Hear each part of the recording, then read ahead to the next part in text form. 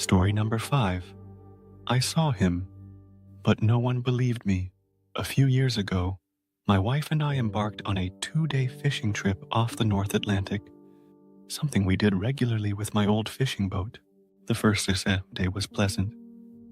We made a decent catch, and in the evening, we enjoyed playing cards, listening to music, and taking in the peaceful atmosphere. But the next night changed everything. After a slow day on the water, we settled into our usual routine. This time without any music. It was quiet, just the hum of the boat and the sound of the ocean. Then out of nowhere, we heard the unmistakable sound of a boat motor. Startled, we rushed outside to see a small, old motorboat heading directly for us.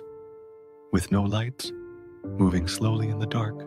As the boat approached, we saw a middle-aged man at the helm. He had a scruffy beard and wore a worn-out baseball cap. The boat came to a stop right in front of ours, and I called out to ask if he needed help. He mumbled something about needing spare gas, so I apologized, saying we didn't have any extra. But when I asked if he needed a ride back to shore, he refused and claimed he had plenty of fuel. This struck me as odd. Why would he ask for gas if he had enough? The air between us grew tense, and the man just stared blankly at me. I could only see him thanks to the faint glow of our deck light. The rest of the ocean was pitch black. The silence stretched for what felt like forever. The tension almost unbearable. Finally, he broke the silence and casually asked if we had caught anything that day. I told him we hadn't, still trying to remain polite despite the growing sense of dread. I asked him how he was navigating in the dark without any lights, but he just chuckled as if I'd told a joke.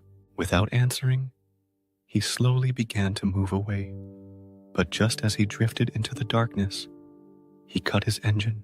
I could barely make out the outline of his boat, sitting still on the water, but I knew he was there, watching us. The uneasy feeling was overwhelming.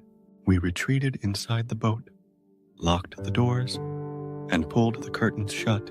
The next morning, the man and his boat were gone, as if they had never been there. I never returned to fish in that area again.